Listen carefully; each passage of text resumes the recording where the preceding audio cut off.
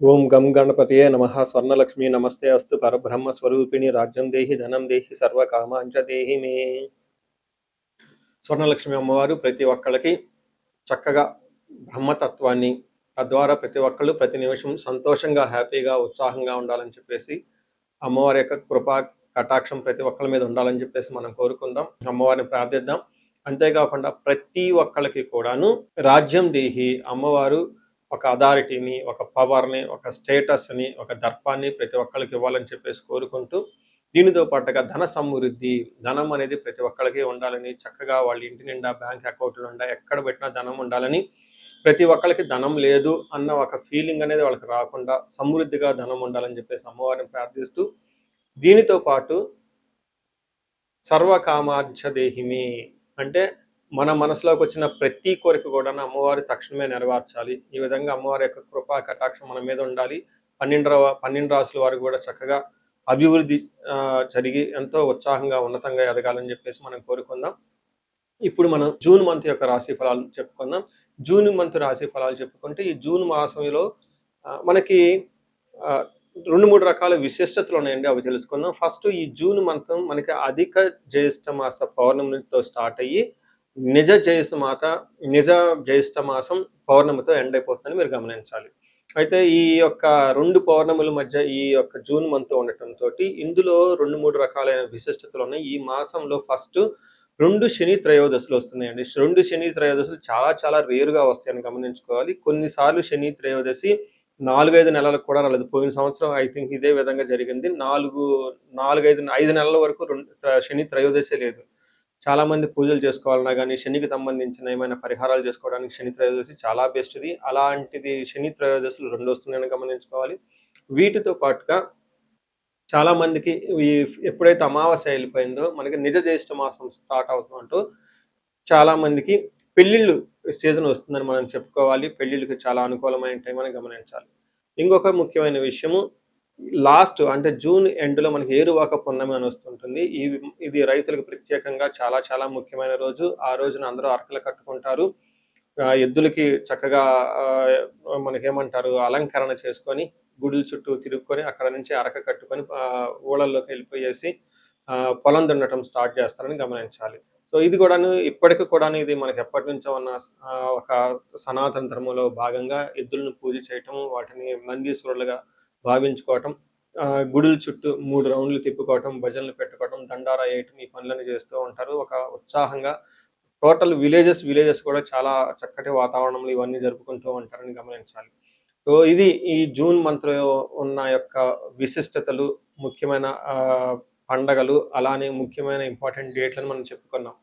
ఇప్పుడు ఇంకొకటి చెప్పుకోబోతున్నాం. అది జ్యోతిష శాస్త్రం ప్రకారంగా గ్రహాల గురించి. జూన్ మాసంలో 5 గ్రహాలు మారుతూ ఉన్నాయండి.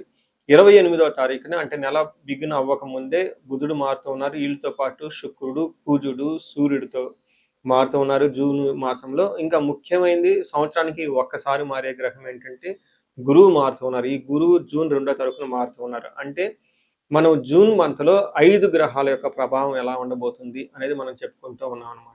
ముందుగా మనం మేషరాశి చూస్తే ఇందులో ఉన్న నక్షత్రాలు అశ్విని 1, 2, 3, 4 పాదాలు, భరణి 1, 2, 3, 4 పాదాలు, కృతిక ఫస్ట్ పాదం అంతా మనకి మేషరాశిలో ఉంటారు.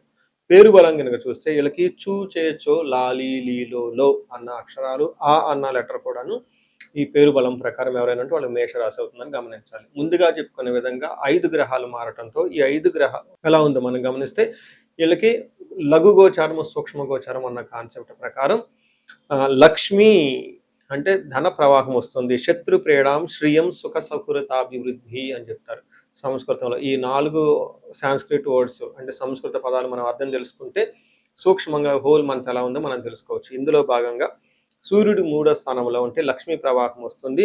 అలానే ఫస్ట్ హౌస్లో కుజుడు ఉండటం వల్ల శత్రుపీడలు ఎక్కువగా ఉంటుంది.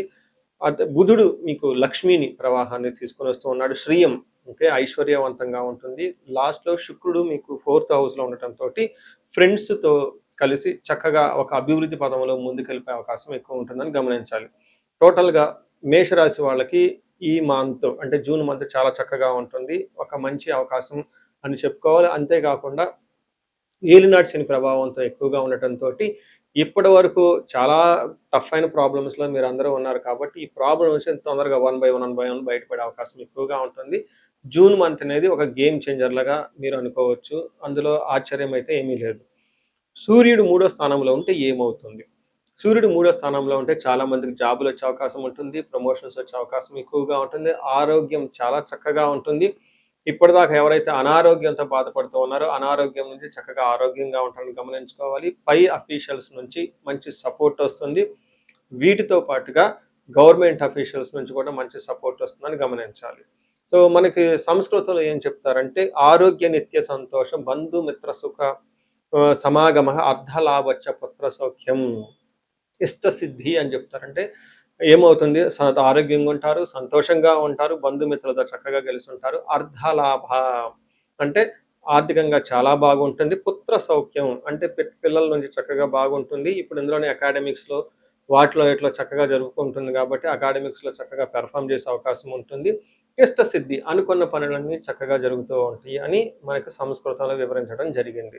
సో, ఈ ప్రకారంగా వీళ్ళకి కొంచెం ఫాదర్ విషయంలో కేర్ తీసుకుంటే మిగతా అన్ని విషయాల్లో బాగుంటుందని తెలుసుకోవచ్చు. అంటే సూర్యుడు చక్కగా యోగ్యతనివ్వటంతోటి ఒక మంచి అపార్చునిటీస్ వస్తాయని చెప్పి గురుడు 4వ స్థానంలో ఉండటంతోటి వీళ్ళకి అంత పెద్దగా ఇబ్బందులు పెట్టే విధంగా అయితే గురుడు ఏముండరని మీరు గమనించుకోవాలి. సో, ఏ ప్రకారంగా చూసుకున్నా జూన్ మంత్ అనేది ఒక చక్కటి మంచి అవకాశంలో వచ్చే అవకాశం ఉంటుంది. అందరూ దాన్ని సద్వినియోగం చేయాలని చెప్పేసి నేను కోరుకుంటున్నాను. కుజుడు వీళ్ళకి ఫస్ట్ హౌస్‌లో ఉండటంతోటి కుజుడు థర్డ్ ఫస్ట్ హౌస్‌లో ఉండటం అంత మంచి పద్ధతి అంత మంచిగా సపోర్ట్ ఇవ్వదు. వీళ్ళకి ఈ రాశిలో పుట్టిన వాళ్ళకని చెప్పుకోవచ్చు. కుజుడు వల్ల ఏమవుతుంది, సంస్కృతంలో ఏం చెప్తారంటే ఖడ్గవ్రణం, జ్వరం ఖడ్గవ్రణం చైవ భార్య బంధు విరోధ కృత్ చంద్రరాశి గతే యక్షరాక్షస పీడనం అని చెప్తారు.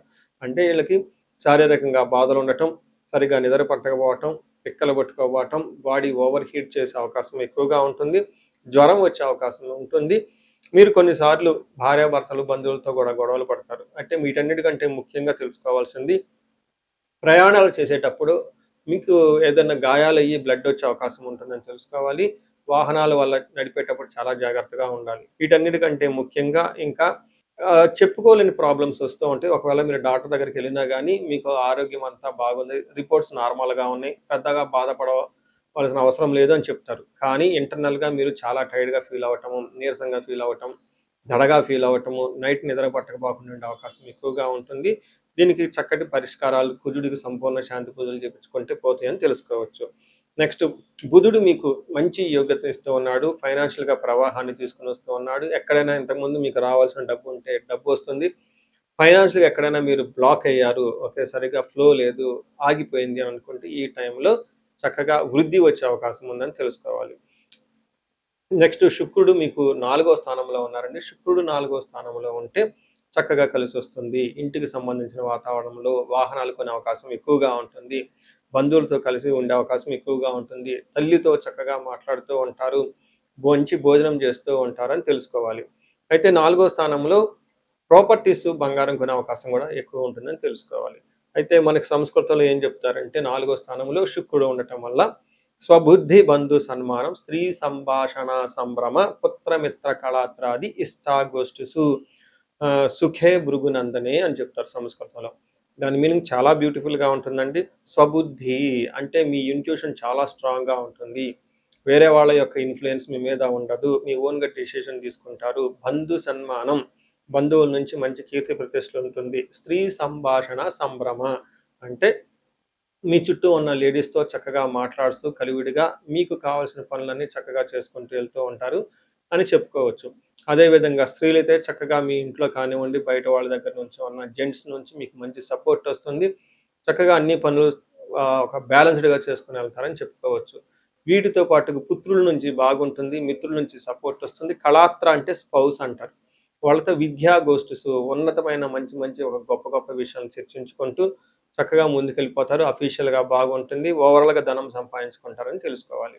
సో, ఈ సంవత్సరం ఈ మంత్‌లో గాని మీరు చూసుకుంటే ఎక్కువగా మీరు ఏమైనా పరిహారాలు చేసుకోవాలనుకుంటే కుజుడికి సంబంధించి పరిహారాలు చేసుకుంటే చాలా బాగుంటుంది. అంటే కందులను దానం చేయటం, సుబ్రహ్మణ్యేశ్వర స్వామికి సంబంధించిన దేవాలయాలు విజిట్ చేసుకోవటం, మెయిన్ క్షేత్ర పాలకులు అంటారు. అంటే మీకు సంబంధించి దగ్గరలో ఉన్న ఆహ్, గ్రామ దేవతలు అని ఉంటారు. ఈ గ్రామ దేవతలను దర్శించుకోవటం వల్ల కూడాను చాలా చక్కగా రిజల్ట్ వస్తుంది. మనకి అంకాలమ్మ, నూకాలమ్మ, తర్వాత పోచమ్మ తల్లి, పెద్దమ్మ తల్లి ఇలా అమ్మవార్లు మీకు ఇంటికి దగ్గరలో ఉన్న ఎక్కడైనా గ్రామ దేవతలని ఉంటారు. చక్కగా వాళ్ళకి భక్తిగా ఒక చీర కానీ, ఏదన్నా సారె గాని పెట్టేసి గాజులు అవి దండం పెట్టుకుంటే మంచి వరాలు ఇస్తూ ఉంటారు. చాలా చక్కగా స్ట్రాంగ్‌గా మనకి కుజుడికి అనుకూలంగా ఉంటుంది. వీటితో పాటుగా ఎవరైనా నాగుల కట్ట అంటారు. లేదంటే అశ్వత్ కట్ట అంటారు. ఈ నాగుల కట్ట దగ్గర చక్కగా కొద్దిసేపు కూర్చొని మెడిటేషన్ చేసి, ఆ నాగులకి చక్కగా మన పసుపు, కుంకుమ అద్ది ఒక చిన్న దీపారాజన చేసి దండం పెట్టుకున్నా గానీ మంచి రిజల్ట్ వస్తుందని తెలుసుకోవచ్చు. రెమెడీస్ చూసుకుంటే ముఖ్యంగా నేను అందరికి సలహా ఇచ్చేది ఏంటంటే, మీ వయసు గనక 35-45 ఉండి ఎక్కడ లైఫ్‌లో మీరు ఆగిపోయారు. ఇప్పటిదాకా గ్రోత్ ఉండి, చక్కగా ఒక మేనేజర్ పొజిషన్‌లో ఉండి, ఉన్నతంగా ఉండి, కానీ లైఫ్ ఇప్పుడనేది మీకు ఛాలెంజింగ్‌గా ఉంది. దీన్ని మనం జనరల్‌గా మిడ్ లైఫ్ క్రైసిస్ అని చెప్తూ ఉంటారు చాలామంది. బట్ జ్యోతిష శాస్త్రంలో మిడ్ లైఫ్ క్రైసిస్ ఎందుకు వస్తుందనేదని చాలా చక్కగా వివరించడం జరిగింది. ఆ టైంలో మీకు శాపాలనేవి యాక్టివేట్ అవుతూ ఉంటుంది. ఆ టైంలో మీకు గ్రహ దోషాలనుంటాయి. ఈ గ్రహ దోషాలు కూడా మీకు యాక్టివేట్ అవుతూ ఉంటాయి. ఇది ఒక్కసారి మీరు ఇన్ కేస్ మీ ఏజ్ గనుక అలా ఉండి ఇప్పటిదాకా బాగుండి మధ్యలో మేము లైఫ్‌లో స్ట్రక్ అయిపోయాము. గ్రోత్ లేదు, డైరెక్షన్ లేదు, సరిగ్గా ఇంప్రూవ్‌మెంట్ లేదు, రిలేషన్‌షిప్స్‌లో ప్రాబ్లమ్స్ వస్తూ ఉన్నాయి. ఎలా ఎళ్ళాలో కన్‌ఫ్యూజన్‌లో ఉన్నారు అనుకున్నప్పుడు ఖచ్చితంగా ఒకసారి జ్యోతిష శాస్త్రంలో మీ ఇండివిడ్యువల్ హారోస్కోప్ చూపించుకోండి. అందులో టోటల్ శాపాలు ఏమైనా ఉన్నాయా స్కాన్ చేసుకొని అవి ఇప్పుడు యాక్టివ్‌గా ఏమైనా ఉన్నాయో తెలుసుకోవడం చాలా చాలా ముఖ్యం. ఇప్పటిదాకా మనం చెప్పుకున్న ఈ గోచార ఫలితాలు మీకు ఒక 30-40% మాత్రమే ఎఫెక్ట్ అవుతాయి. 100% మీ జాతకం కరెక్ట్‌గా ఎలా ఉందని తెలుసుకోవడానికి ఇండివిడ్యువల్‌గా జాతకం చూపించుకోవడం చాలా ఇంపార్టెంట్. అందులో ఉన్న దశలు ఎలా ఉన్నాయి, భుక్తులు ఎలా ఉన్నాయి చూసుకొని చక్కగా పరిష్కారాలు చేసుకొని, పరిహారాలు చేసుకుంటే లైఫ్ అనేది 10 రెట్లు ముందెళ్ళే అవకాశం ఎక్కువగా ఉంటుంది. చాలామందికి ధనానికి ఇబ్బంది పడిపోతూ ఉంటారు. అప్పటిదాకా ధనం ఫ్లో ఉంటుంది. సడెన్‌గా ధనం ఫ్లో ఆగిపోయి ఉంటుంది. వాళ్ళు స్వర్ణలక్ష్మి విశేష హోమం చేపించుకోవటం, కుబేర పాశుపతం చేపించుకోవటం చాలా ముఖ్యం. దీనితో పాటు చాలామంది భార్యాభర్తల మధ్య అన్యోన్యత అనేది లేకుండా చాలా ఇబ్బంది పడిపోతూ ఉంటారు. ఏదో ఉన్నామంటే ఉంటారు కాబట్టి, ఈ యొక్క భార్యాభర్తల మధ్య గొడవ వల్ల ఇంట్లో అనేక రకమైన ప్రాబ్లమ్స్, మిస్‌అండర్‌స్టాండింగ్స్ వస్తూ ఉంటాయి. బంధువులు, చుట్టాలతో కూడా ఒక్కోసారి మీకంతా విలువ ఇవ్వకుండా పోతూ ఉంటారు. ఇలాంటి వాళ్ళు అన్యోన్య దాంపత్య పాశుపతం చేపించుకోవటము, లేదా విశ్వావసు గంధర్వరాజ మహా హోమం చేపించుకోవటం, విశేష హోమం చేపించుకుంటే జాతకంలో ఉన్న దోషాలు పోయి చక్కగా ఉంటారు. ఇవి కాకుండా ప్రతి ఒక్కళ్ళకి ఈ మధ్య అమెరికాలో ఉంటూ ఉంటారు. లేదంటే ఎన్ఆర్ఐలు చాలామంది ఉంటారు. చాలా డైలమా ఉంటుంది. ఏ కెరియర్‌లో ఎళ్తే బాగుంటుంది?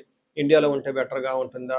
లేదంటే ఇండియా నుంచి ఫారిన్ ఎళ్తే బావుంటుందా? ఫారిన్ సెటిల్‌మెంట్ యోగం ఉందా? అసలు ఫారిన్‌లో ఎంతకాలం ఉంటాం? ఇలాంటి విషయాలు చాలామంది ఈ వీసాల గురించి, గ్రీన్ కార్డుల గురించి, లేదంటే ఎంఎస్ చేయాలనుకున్న వాళ్ళకి చాలా కన్‌ఫ్యూజన్‌లో ఉంటారు.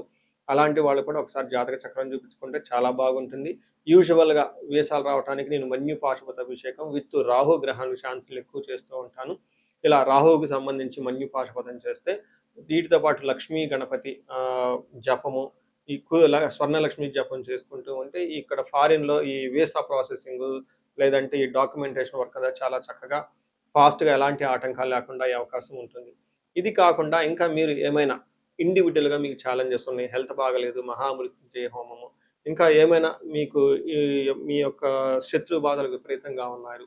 చండీ హోమం చేపించుకోవటం. చండీ హోమంతో పాటు ఇంకా మీకు విపరీతంగమైన మిమ్మల్ని ఇబ్బంది పెట్టేసి, మిమ్మల్ని భయభ్రాంతులకు గురి చేసేవాళ్ళు ఎక్కువగా ఉన్నారు. బగలాముఖి జపము, హోమము ఇవి చేపించుకుంటూ ఉంటే మీ చుట్టూ ఒక మంచి ప్రొటెక్టివ్ ఎన్విరాన్మెంట్ ఉంటుంది. సో, ఈ మధ్య కాలంలో ఎక్కువగా నేను చండీ హోమాలు కూడా చక్కగా చేస్తూ ఉన్నాను. సాఫ్ట్‌వేర్ వాళ్ళకి, రాహు దశ నడిచిన వాళ్ళకి, రాహు అంతర్దశలో ఉన్నవాళ్ళు. ఇంకా నేను చాలామందికి కాలసర్ప దోషాలు కూడా దగ్గరుండి చక్కగా నా ఆధ్వర్యంలో పూజలు చేపిస్తూ ఉన్నాను.